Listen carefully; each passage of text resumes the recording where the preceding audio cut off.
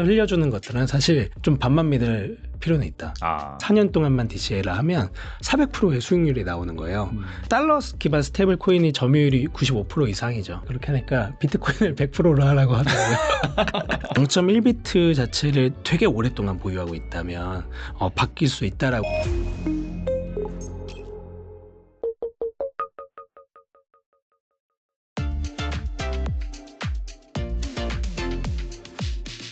그리고 최근 중국이 이 비트코인 거래 전면 금지 루머가 다시 확산되면서 불확실성이 커졌습니다. 실제 중국은 비트코인 대신 금을 사재기하는 그런 모양새도 보이고 있는데 중국의 대응에 대해서는 어떻게 보시나요? 우선 저는 이제 중국이 결국에는 하나의 나라지만 홍콩을 통해서 계속 실험을 하고 있잖아요. 네, 그래서 하나의 나라로 두 개의 정책을 항상 실험을 하고 있다는 생각이 들어요. 그래서 홍콩 같은 경우는 지금 뭐 비트코인 ETF나 이더리움 ETF도 이미 승인이 돼 있고, 그리고 지금 이제 보면은 이제 홍콩 스테이블 코인에서의 실험을 보면은 홍콩 달러만 하는 것들이 아니고 CNH랑 연동을 해요. 그래서 결국에는 중국의 위안화 실험을 하고 있다고 생각이 들거든요. 그래서 보면은 얘네가 이제 자국 내에서는 CBDC 실험도 하고 비트코인을 좀 금지하는 것들에 대한 스탠스를 보여주면서 홍콩에서는 이렇게 실험을 계속 하고 있구나라는 생각이 좀 드는 것 같고요. 결국에 위안화 스테이블 코인은 홍콩에서 그럼 발행을 한다는 거죠. 홍콩 달러뿐만 아니라 위안화 연동이 되니까. 그래서 어느 정도 수요가 들어올지를 보면서 계속 실험을 하겠다라는 생각이 드는 것 같아요. 그래서 금을 사재기하고 있는 이유는 그건 것 같아요. 미국 자체에서는 야 이제 싸움이 바뀌었어. 금 모으기 아니고 비트코인 모으기야 라고 얘기를 하지만 야 그래? 그러면 우리도 따라갈래? 라고 할 수는 없을 것 같아요. 저도 금 모으기 싸움하고 있었는데 얘네가 갑자기 룰을 바꿨다고. 그래서 일단은 지켜보면서 이 싸움을 계속 벌이는 거죠. 네, 그래서 결국 이 싸움은 보면은 2100만 개 한정된 비트코인 그리고 2140년까지의 반감기 채굴이잖아요. 그러면 이 싸움 계속 시작된 지 저는 얼마 안 됐다고 생각하거든요. 계속 싸울 것 같아요. 예, 어떤 식으로든 싸우다가 패권을 중국이 어떻게든 가져가려고 그렇게 할 것 같습니다. 사실 근데 중국도 베트남이랑은 상황이 좀 다를 수 있지만 여기도 뭐 장기간의 그런 지속된 제로 코로나 정책으로 인해서 또 성장률이 둔화되고 그다음에 막 그런 부자들로 탄압도 하고 하다 보니까 이 중국 부자들이 해외로 탈출하려고 하고 이 비트코인으로 뭐 돈을 바꾸려고 하고 그런 움직임이 계속해서 발생을 하잖아요. 중국 같은 경우에도 분명히 그래서 이 외화 유출에 대한 그런 고민이 있을 것 같긴 한데 근데 여기 이제 CBDC 발행도 뭐 적극적이다라고 하는데 구조적으로 사실 이 중국인들이란 해외 사람들이 위안화를 보유하고 싶어 하지는 않는 것 같거든요. 그렇죠. 이런 것들을 중국이 잘 막을 수 있을까요? 어떻게 보세요? 그래서 이제 그 위안화 스테이블 코인 자체를 홍콩에서 실험을 하는 거다. 홍콩 달러랑 이제 위안화 두 개를 같이 한번 해보는 거잖아요. 여기서. 그래서 그런 실험들을 이제 사실 열어주는 거죠. 예, 홍콩이라는 나라 토대에서 한 국가에서 두 개의 정책을 이제 나눠서 해보는 거다라고 저는 생각이 좀 드는 것 같고요. 그래서 결국에는 이렇게 실험들을 하면서 그 가능성들을 보고 있는 것 같아요. 중국도. 중국도 그럼 결과적으로 그러니까 달러 스테이블 코인을 지금 장려한 이유는 이 달러 스테이블 코인 USDC 이런 걸로 비트코인 사라는 거잖아요, 사실. 그렇죠. 그렇죠. 미국 정부 입장에서. 그러면서 달러의 수요를 촉진시키고. 그래서 중국도 결국에는 그럴 가능성이 있다라고 보시는가요, 그러면? 있겠죠. 그래서 뭐 홍콩 달러, 위안화 스테이블 코인 지금 뭐 이미 실험하고 있지만 가능성이 있다라고 보고요. CBDC보다 폭발력 있게 만약에 수요가 들어온다라고 하면은 당연히 뭐 검토할 거다라고 생각이 들고 저는 이제 국가에서 또는 기관에서 기업에서 표면적으로 얘기하는 거랑 그 뒤에서의 숨어있는 속내는 좀 구분해야 된다고 생각이 들어요. 그래서 중국에서 흘려주는 것들은 사실 좀 반만 믿을 필요는 있다. 그리고 얘네가 어떤 실험을 하고 있는지를 좀 구체적으로 들여다볼 필요도 있다라는 생각이 들고 홍콩에서 하는 실험들이 좀 재밌어 보이는 것 같아요. 홍콩에서의 움직임이 어떻게 본다면은 이 중국의 진짜 의도일 수 있다. 수도 있죠. 그렇게 보고 있습니다. 잘 참고하시면 좋을 것 같은 생각이 들고 그다음에 최근에 이제 출간하셨으면 책을 나는 오늘도 이 비트코인을 산다라고 말씀하셨는데 아무래도 뭐 우리가 지금 나눴던 그런 되게 매크로적인 얘기들 어떻게 본다면은 정말 장황할 수도 있고 스케일이 너무 커가지고 이 개인 투자자들이 이런 것들을 좀 참고해서 어떻게 투자를 할 수 있을까라는 부분에 있어서 좀 어려움이 있는 것 같은데 그래서 보니까 이 책에도 나와 있지만은 적립식 투자를 꾸준히 강조를 하시는데 이런 방법이 실제로 효과적인가요? 너무 효과적입니다. 그래서 미래에셋에서 예전에 총서, 적립식 투자에 대한 총서를 발간한 적이 있어요. 거기서 이제 두 가지 성격이 있는 자산은 적립식 투자하는 게 좋다라고 얘기를 하고 첫 번째가 장기 우상향하는 거 그리고 두 번째가 변동성이 있는 거 그게 딱 비트코인이거든요. 그래서 이번에도 보면 비트코인이 가장 각광을 받았던 것 같아요. 여러 가지 이제 가상자산 중에서도 그리고 저는 비트코인 자체가 업사이드가 가장 큰 자산 중에 하나라고 생각을 하고 변동성은 예전보다는 좀 줄어들었지만 그래도 많은 편이잖아요. 그래서 너무나 좋은 자산이라고 생각을 하는데 요거를 데이터적으로 구체적으로 좀 말씀드릴 수가 있어요. 네. 그래서 15년, 16년, 17년, 18년, 19년, 20년 상승장도 있었고 하락장도 있었고 횡보장도 이 사이에 다 있었거든요. 근데 매년 1월 1일 적립식 투자를 내가 4년을 했다면 400%의 수익률을 맞이하는 기간이 있습니다. 구간이 항상 나와요. 언제 시점에 했든 4년 동안만 DCA를 하면 400%의 수익률이 나오는 거예요. 그래서 너무나 좋다라고 생각을 하고, 근데 제가 봤을 때 4년 하시는 분 잘 없더라고요. 그게 정말 힘든 것 같아요. 정말 힘든 것 같아요. 네. 그래서 어제도 나는 오늘도 비트코인을 산다가 책 제목인데 저 같은 경우는 어제도 오늘도 비트코인을 샀고 내일도 살 예정이거든요. 그래서 요거를 항상 좀 전도하게 되는 것 같아요. 그래서 4년만 DCA 해보시면 너무나 좋다라고 얘기를 하는 편이고, 그 사람들 같은 경우가 변동성을 좀 무서워하시잖아요. 무서워하죠. 네. 그리고 내려갔을 때 더 사고 싶어하고 내가 어떻게든 타이밍을 맞추고 싶어하고 근데 그게 되게 어렵거든요. 그래서 기계적으로 하는 게 좋다라고 해서 저희가 만든 게 이제 비트코인 적립식 투자 서비스고, 저희 서비스가 사실 좀 혜자가 있는 부분이 있습니다. 그 AI랑 온체인 데이터 분석해서 사람들의 니즈랑 뭐 저의 니즈도 반영해서 비트코인이 쌀 때 좀 더 많이 사주고요, 비쌀 때 좀 덜 사줘요. 그래서 구매 비중을 조절해 주거든요. 그래서 이렇게 하면 수익률이 좀 더 극대화돼요. 일반 적립식 투자보다. 그래서 이렇게 하시면 되게 좋다라고 생각을 하고 있습니다. 방금도 말씀하셨는데 이 책에서 적립식 투자를 위해서 온체인 데이터로 시장을 읽는 방법에 대해서 말씀해 주신 걸로 알고 있는데 이것도 좀 간단하게 말씀해 주시면 좋을 것 같아요. 네, 블록체인 네트워크상에 기록되어 있는 데이터를 온체인 데이터라고 하고요. 사실 블록체인 되게 투명하다 그랬잖아요. 네. 그래서 누구나 볼 수 있어요. 근데 누구나 보지 않죠. 거의 아무도 보지 않아요. 네, 정말 보지 않는 데이터고, 그래서 전문가들이 좀 많이 보는 데이터이다, 이 씬에서의, 그렇게 생각해 주시면 좋은데, 저희는 요거 4개 정도 특허가 있고요. 그래서 이 데이터들 진짜 많아요. 근데 좀 이제 말씀드릴 수 있는 게, 저는 이제 주로 MVRB랑, 그리고 MVRB는 시장의 기회랑 과열을 볼 수가 있거든요. 그래서 지금 어느 정도 이제 수급이 많이 몰리고 있고, 사람들이 어느 정도 수익률을 거두고 있고, 뭐 사람들이 수익률을 많이 거둔다 그랬을 땐 사실 좀 파는 흐름들 나오잖아요. 그래서 그런 것들 좀 볼 수가 있고요. 그리고 SOPR이라는 지표도 있어요. 이것도 이제 수익률을 좀 볼 수 있는데, 그 단기 SOPR이라고 해서 그 단기로 투자하시는 분들, 예를 들면 5개월 미만의 투자자들이거든요. 그래서 5개월 미만 투자하시는 분들은 더 잘 팔아요. 수익률이 좀 더 나오면. 그렇잖아요. 네, 보통 습관상. 그래서 그런 것들 좀 보고 있고, 푸얼 멀티플이라고 해서 채굴자 지표도 좀 보고 있습니다. 채굴자들이 뭐 최근 1년간 평균치를 비교했을 때 어느 정도 수익률을 거두고 있냐 이고, 채굴자들도 팔아요. 비트코인 많이 오르면 팔아요. 많이 오르면 팔고, 나스닥에 상장된 이제 비트코인 채굴사도 한 10개 되는데 걔들도 팔아요. 다. 그래서 본인들이 기대했던 수익률보다 항상 높아지면 팔립니다. 그래서 이제 다음 시즌을 준비하기도 하고, 그래서 그런 흐름들이 있기 때문에 그렇게 이제 그 온체인 데이터를 좀 보면서 하면 좋다. 그리고 그 온체인 데이터를 활용한 시장의 기회와 과열 지표를 저희 서비스에 좀 잘 담아놨다라고 이해하시면 좋습니다. 아무튼 뭐 책을 보신 다음에 그런 데이터를 활용해서 본인이 직접 투자를 하셔도 되고, 뭐 이런 것들이 복잡하다라고 한다면은 그 서비스를 이용해 보는 것도 좋다, 이렇게 볼 수 있겠네요. 그리고 앞서서 이더리움 얘기하면서 알트 얘기 살짝 했는데 조금 더 해볼까 합니다. 올해 상반기 가장 뜨거운 주목을 받았던 암호화폐는 바로 이제 리플이었죠. 리플이 연초 대비 무려 475%나 상승을 했는데, 부대표님의 알트코인 투자보다 비트코인 투자를 훨씬 더 강조하신 걸로 알고 있습니다. 근데 비트코인과 함께 이 이더리움, 리플 등 주요 알트코인이 글로벌 전략 자산으로 부상하는 상황에서 이 알트코인 투자는 어떻게 보시나요? 알트코인 투자는 좋지 않게 보고 있습니다.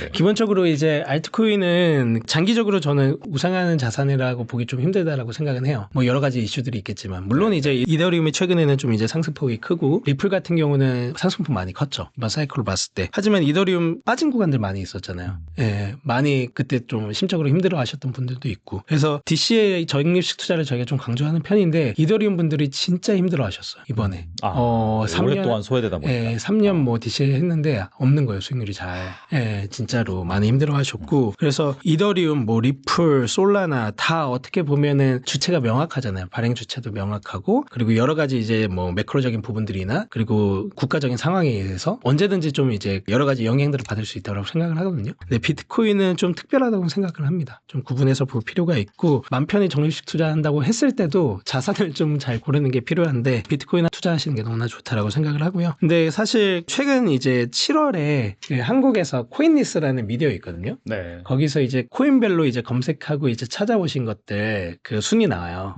근데 보니까 비트코인이 10위더라고요. 10이요? 예. 야, 그 1위가 5손가락 안에 들 줄 알았는데. 10위에요. 1위가 리플이고요. 보니까 이제 알트코인이 1위부터 9위더라고요. 그래서 역시 이렇게 장이 좀 이제 활 날 때는 좀 이제 시총 작고 좀 펌핑이 클 것 같은 돈들을 많이 모시는구나. 애들의 그 생각이 들긴 하더라고요. 그래도 이더리움은 뭐 우여곡절을 겪긴 했지만은 장기적으로 봤을 때 여기도 우상향하는 자산이잖아요. 뭐 이런 알트도 있는 거 아닌가요? 어떻게 보세요? 저는 개인적으로는 이더리움은 좀 플랫폼이라고 보는 편이에요. 자산적인 측면보다는 플랫폼으로서의 역할을 좀 한다라고 생각을 하고, 이더리움 뭐 백서에도 있지만 이더리움이 지향했던 것 자체가 플랫폼으로서의 역할이었지, 이게 뭐 장기적으로 우상향하는 자산으로서의 역할을 기대했던 건 아니라고 생각하거든요. 근데 비트코인이 추구했던 거는 기존에 이제 돈을 혁신하는 부분이었잖아요. 근본이제도 없어지고 1971년에 폐지가 되면서 정말 이제 강한 돈, 어디 뭐에 속하지 않는 돈, 투명한 돈을 이제 지용했던 것 같은데, 그래서 이제 그 두 가지의 성격이 저는 다르다고 보는 거죠. 그래서 이더리움은 근데 플랫폼으로서의 역할을 더 많이 할 수 있냐라고 했을 때 잘할 수 있다고 생각이 들어요.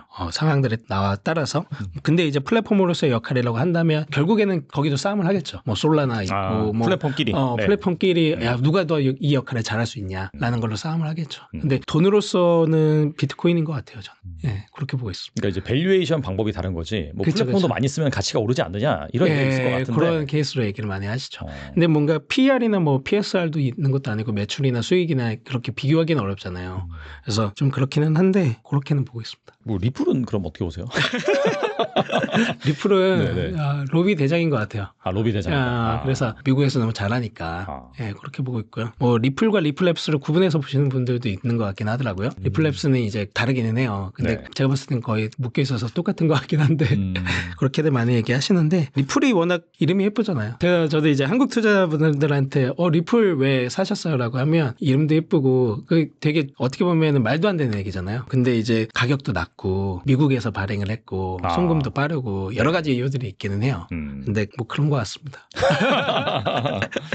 뭐 참고하시고. 네. 그리고 새로운 정부가 우리나라로 들어오면서 원화 기반 스테이블 코인을 추진하거나 암호화폐 대출 서비스 규제를 강화하는 등 아무튼간에 이 디지털 자산을 이 제도권으로 이렇게 들여오는 그런 법안을 마련 중에 있습니다. 앞으로 한국이 이 비트코인을 제도권으로 편입하고 자산하기 위해서는 어떤 과정이 필요할까요? 우선은 이제 올해 말 같은 경우가 상당 기업들이 비트코인을 보유할 수 있는 것들이 좀 열릴 것 같고요. 이미 이제 비트코인 트레저리 회사들이 좀 생기고 있거든요. 지금 보면은 뭐 비트맥스도 있고, 그 이후로도 계속 뭐 파라타식스에서도 이제 헬스케어 회사를 인수해가지고 또 만들고 있고 계속 하고 있어요. 계속 생기고 있는데, 기업들이 이제 기업 법인으로 못 사니까 그 대표들 명의로 해서 막 사고 그러잖아요. 그렇죠. 근데 그것들이 이제 그렇게 하면 사실 좀 불투명하잖아요. 불투명하죠. 많이 세금 이슈도 있고. 이슈도 있고, 뭐 사실 뭐 대표들이 뭐 도덕성이 검증이 됐는지 뭐 어떻게 될지 그거는 되게 모르잖아요. 근데 이런 것들이 이제 법인의 명의로 상장 기업들이 살 수 있다라고 생각하면 투명성이 좀 더 강화가 될 거다라고 생각이 들고, 뭐 일반 기업들이 사는 거는 좀 늦게 열릴 것 같아요. 개인적으로는 상장 기업들이 어떻게 되는지를 보고 하지 않을까. 얘네가 좀 괜찮은지, 그리고 그런 것들을 보고 열릴 거라고 생각이 들고, 그래서 법인에서 이제 비트코인을 투자하는 것들, 기업에서 투자하는 것들, 이런 것들이 열릴 거라고 생각이 들고, 비트코인에 대한 이제 교육이 좀 만들어지면 좋겠다라고 저는 좀 생각을 하는 편인데, 최근에 엘살바도르 같은 경우는 비트코인을 공교육에 도입해서 중고등학교 학생들한테 가르치거든요. 그래서 비트코인 디플로마라는 책이 있어요. 근데 제가 그거를 이제 그 베트남에도 번역해서 갔었어요. 그래서 비트코인을 처음에 이해할 때 어떤 이제 책이나 어떤 이제 돈인지를 이해하는 게 되게 중요한데, 그런 것들에 대한 것들이 좀 마련됐으면 좋겠다. 교육, 금융교육, 디지털 자산에 대한 교육, 그중에서도 특히 비트코인에 대한 교육, 그런 것들이 만들어지면 좋겠다라고 생각이 들고, 제도권으로 편입한다고 했을 때 또 하나는 그 좀 주목해서 봐야 되는 거는, 저는 채굴 쪽 보면 좋을 것 같기는 해요. 채굴. 네. 왜냐면 글로벌리 봤을 때 그 남는 전기가 3분의 1 정도 돼요. 그러니까 전기라는 게 수급이 있잖아요, 항상. 전기가 많이 필요할 때도 있고 덜 필요할 때도 있어요. 근데 전기라는 게 생산을 거기에 맞춰서 하지 않거든요. 그러니까 그냥 평균적으로 하는 거예요. 그래서 오버해서 더 많이 생산을 하는 거예요. 그래서 많이 생산을 하다 보니까 항상 이제 남는 전기들이 많이 있는데, 특히나 한국은 제주도 같은 경우 거기 엄청 많이 전기 남아요. 그래요? 네. 풍력 발전이 많아서 그런가? 그쵸. 거기는 진짜 그 안 쓰는 전기 엄청 많다고 하더라고요. 그 고민인데, 그런 것들 비트코인 채굴하면 너무나 좋을 것 같다고 생각이 들고 조용하게 제주도에서 제주도로 가야겠다. 그런 걸로 생각하는데 네. 이 채굴이 한국에서는 아직 산업적으로 인식이 덜 된 것 같아요. 그렇죠. 그래서 저희도 이제 채굴을 한국에서 못하니까 해외에서 하거든요. 근데 이 해외에서 하는 걸로 이제 한국에서 뭔가 지원 사업 같은 것들 신청해 본 적이 있어요. 그러니까 그 심사위원분이 뭐라 그랬냐면 이거는 한국의 정서랑 안 맞아서 요거는 붙여줄 수가 없다. 이런 제목으로는 이런 타이틀로는 사업으로는 정서가 뭘까요, 한국에? 한국에 비트코인이라는 말 나오면 너무 겁내하고 채굴 사업으로 저희가 하겠습니다라고 하면 겁내해요. 이런 거 붙여줬다가 자기가 욕먹는 거 아닌가? 라고 싶어 하시는 것 같아요. 그래서 이게 너무 어렵다고 생각이 들고 하지만 이제 보면은 나스닥 미국에서는 15개 상장사 15개 이상이죠. 상장사들이 비트코인 채굴 사업 회사이 되고 최근에 이제 뭐 피터 틸 아까 말씀드렸던 아크 인베스트 정말 유명한 투자사들이 관심 갖고 이제 투자한 게 비트코인 채굴하면서 이더리움 트레저리 하는 기업이거든요. 그래서 보면은 너무 이제 글로벌 정서랑 저는 이제 너무 떨어져 있는 거예요. 저는 이제 해외도 많이 나대고 뭐 이제 이번 달 말 같은 경우에 비트코인 홍콩 행사도 가는데 보면 그 해외에서 느끼는 정서랑 한국에서 느끼는 정서 차이가 좀 많이 커요. 그런 생각이 좀 듭니다. 그리고 앞서서 이제 스테이블 코인도 계속해서 다뤘는데 우리나라도 원화 기반 스테이블 코인 뭐 나온다라고 하잖아요. 여기에 대한 입장은 어떠세요? 사실 시도해 볼 수는 있는 것 같아요. 뭔가 저는 사실 알트코인 찍는 거는 좀 반대하는 사람이에요. 왜냐면 정말 이제 말도 안 되는 것들이 너무 많이 나온다고 생각을 하고 스테이블 코인 자체는 사실 달러 기반 스테이블 코인이 점유율이 95% 이상이죠. 글로벌리 봤을 때. 그리고 원화 스테이블 코인은 미국에서 봤을 때는 스테이블 코인으로 인정을 안 해줘요. 원화를 뭐 사실 쓸 필요 없으니까 미국에서. 그래서 미국에서의 기준 자체는 달러를 패깅한 것만 스테이블 코인 이에요. 왜냐면 미국에서 봤을 때는 원하는 스테이블을 하지 않잖아요. 그렇게 인정을 하더라고요. 근데 그것과는 별개로 한국에서의 수임세들을 봤을 때 시도해 볼 만하다고 생각하거든요. 이걸 어떻게 해서 금융 인프라에 좀 넣어서 할 수 있는 것들이 있을까라는 고민이 필요하다고 생각하고 베트남도 제가 지난주에 갔다 왔는데 베트남도 스테이블 코인이 있어요. VND 동으로 한 거. 동을 기반으로 한 거. 근데 그 베트남에서 허가를 안 해줘요. 거래이 에어리어라고 했잖아요. 그래서 베트남 동으로 비트코인 못 산다고 했잖아요. USDT, USDC로 사거나 베트남 외 국가에서 이제 그 기업들이 발행한 스테이블 코인이 있어요. 근데 그거를 베트남 사람들이 암암리에 쓰고 있어요. 그러니까 이걸 안 해주니까 해외 나가서 찍는단 말이에요. 베트남을 찍었잖아요. 베트남에서 못 찍으니까 해외 나가서 찍은 거예요. 베트남 스테이블 코인을. 한국에서도 근데 이걸 안 해주잖아요. 그럴 가능성이 있다고 저는 봐요. 물론 그러면 한국에서 쫓아가서 내려올 수도 있겠지만 너 한국에서 못 찍으니까 한국 밖에서 나가서 스테이블 코인 찍었어? 너 이거 인정 안 해줘. 막 이럴 수도 있겠지만 이런 사태들이 생길 수 있다라고 생각하거든요. 그러면 사실 규제 안으로 만들어서 이 스테이블 코인이라는 것 제도가 보면 미국에서는 두 가지로 규제를 하거든요. 하나는 이제 정보를 볼 수 있어야 돼요. 정보적인 통제. 또 하나는 물리적인 통제예요. 이 물리적인 통제는 뭐냐면 너가 달러 스테이블 코인 찍으려면 미국 안으로 들어와요. 미국 안으로 들어와서 달러 스테이블 코인 찍으라고. 테더도 그래서 원래 밖에 있었잖아요. 근데 미국으로 이제 들어오게 됐거든요. 그래서 원화 스테이블 코인을 찍으려면 한국에서 사업을 하는 거죠. 그러면 이제 뭐 해외 기업들도 있을 수 있고 결국에는 이제 관리가 잘 될 거라고 생각을 들고 그게 안 되면 베트남처럼 나가서 찍는다라고 저는 생각이 좀 들기도 해요. 근데 원화 기반 스테이블 코인의 부정적인 견해를 가진 그런 시각을 살펴보면은 어차피 달러는 뭐 전 세계적으로 많이 통용이 되고 그러다 보니까 이 스위프트망이라든지 기존 그런 제도권 금융 시스템을 통해서 거래하기 힘들었던 거를 그냥 코인으로 암호화폐 블록체인 안에서 왔다 갔다 해서 편해서 쓰는 거지. 근데 원화는 그렇게 쓰겠냐 그런 말이 있거든요. 이거 어떻게 보세요? 그런 말도 많은 것 같아요. 근데 그거는 사실 현재까지 이어져 왔던 것들을 토대로 얘기하는 것 같아요. 현재까지 당연히 그래 왔죠. 그렇죠. 달러 스테이블 코인을 위주로 써왔고 달러 스테이블 코인 기반으로 해서 금융에 편입할 수 있는 것들을 만들어 왔고 근데 그거는 원화 스테이블 코인이 없었기 때문이잖아요. 없었기 때문에 계속 그래 왔고 그리고 다른 나라의 스테이블 코인도 없었기 때문에 그래 왔고 그래서 과거 기준으로 볼 때는 당연히 맞는 말 같아요. 그리고 시장 점유율도 너무 높기 때문에 침투했을 때 어느 정도의 그 임팩트가 나올지도 사실 좀 예측하기 어려운 것 같아요. 근데 개인적으로는 스타트업을 하는 사람이다 보니까 가능성이 있으면 시도해 볼 수는 있다라고 생각이 좀 드는 것 같아요. 그리고 시도 못 해볼 건 아니다라고 생각이 들어서 하다 보면 더 좋은 것들이 좀 나오지 않을까라고 생각은 하고 있습니다. 어차피 우리나라가 이제 수입 비중이 높다 보니까 GDP에서 차지하는 비중이 그러다 보니까 이제 뭐 우리나라는 거래를 하는 해외 그런 기업들이라든지 아니면 그런 상인이라든지 그런 쪽 단순히 그냥 그런 기존 금융 결제망을 통한 원화 유통보다는 뭐 스테이블 코인에 선할 수도 있겠네요. 결제가 빠르고 이제 그렇게 하다 보니까. 그럴 수 있죠. 그렇게 보고 있습니다. 그리고 이 암호화폐를 활용해서 노후를 위해서 1억짜리 이제 포트폴리오 짠다라고 한다면 구성한다면 어떻게 구성할 수 있을까요? 그렇죠. 이게 포트폴리오 이론으로 하면은 최근에 그 메타플래닛 아시죠? 네. 일본에서 비트코인 가장 많이 보유한 기업이고 네. 거기에 그 CEO가 그런 얘기했어요. 인터뷰였는데 포트폴리오 어떻게 하면 좋습니까? 그렇게 하니까 비트코인을 100%로 하라고 하더라고요.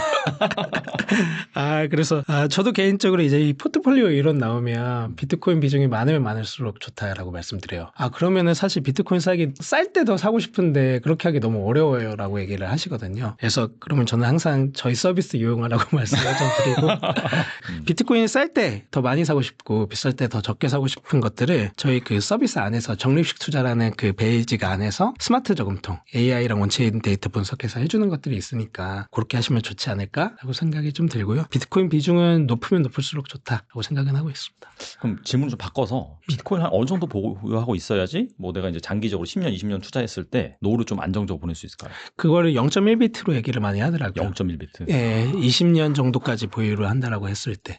그래서 그 인생이 바뀌는 정도를 좀 얘기하기는 좀 많이 어렵겠지만 네. 0.1비트 자체를 되게 오랫동안 보유하고 있다면 바뀔 수 있다라고 얘기들을 최근에 많이 하는 것 같아요. 2,100만 개의 한정된 자산이잖아요. 그 중에서의 0.1비트면은 사실 작지 않은 거죠. 그렇게 생각을 하고 있고 비트코인 같은 경우는 저는 정말 이제 정말 전통 금융 안에 들어왔다고 생각이 들어요. 24년 1월에 비트코인 ETF가 승인이 되면서 이제 전통 금융 안으로 들어왔잖아요. 어떻게 보면은 애플이라는 기업이 시드 단계에서 뭐 프리A 뭐 정말 이제 스타트업들이 투자받는 그 단계들이 있거든요. 그걸 다 거쳐가지고 상장을 하고 그리고 30년이 지난 애플의 주식 가격을 보면 미쳤어요. 애플이 상장됐던 시점과 30년 후를 보면. 근데 비트코인 같은 경우는 작년에 이제 ETF로 들어왔단 말이죠. 근데 0.1비트를 내가 20년, 30년 보유를 한다 그러면 아마 20, 30년 뒤에는 정말 놀라운 가격이 돼 있지 않을까 생각은 하고 있습니다. 그러니까 뭐 엔비디아나 이런 기업들이 막 몇천 프로 오른 것처럼. 그렇죠. 예, 20, 30년 뒤면 그때 제가 이 방송에 또 나올 수 있으면 좋겠네요. 그 방송 없어지지 않을까요? 저희 채널이 없어질 거예요. 그때 보면 좋을 것 같습니다. 자, 이번에 나는 오늘도 비트코인 산다 이 책을 출간하셨는데 앞서서도 책 내용을 좀 다뤄보긴 했었죠. 이 책은 어떤 분들이 읽으면 좋을까요? 저는 이건 비트코인 투자 입문서로 좀 얘기하는 편입니다. 예, 그래서 비트코인을 투자하시면서 좀 이제 트레이딩을 하셨던 분들이 많을 거예요. 근데 트레이딩으로 좀 효과를 못 보셨던 분들이 더 많을 거예요. 그래서 어떤 식으로 비트코인을 투자해야 되는지에 대한 고민을 하고 계신 분들한테 정말 이제 좀 정석적인 비트코인 투자법. 저는 원래 이 책의 제목은 절대 실패하지 않는 비트코인 투자법이었거든요. 근데 그 제목 자체가 주는 어감이 너무 세서 그래서 나는 오늘도 비트코인을 산다라는 제목으로 좀 바꿨어요. 근데 어제도 오늘도 내일도 비트코인을 사면 역사적으로 볼 때 15년부터 20년까지 1월 1일에 내가 비트코인을 4년 동안 투자했다면 실패하지 않고 400%의 수익률을 경험하는 구간이 항상 나온다. 그래서 정말 이거는 비트코인 투자 입문서로서 한번 읽어보시면 좋겠다 생각합니다. 좀 조합을 해본다면 0.1비트만 사서 정말 4년만 버텨보면은 내가 정말 비트코인 계속해서 투자를 해야 되겠구나 그런 생각이 들겠네요. 좋습니다. 오늘 나와주셔서 정말 좋은 말씀 많이 해주셨는데 끝으로 이 영상을 보고 계신 분들 위해서 한 말씀만 부탁드립니다.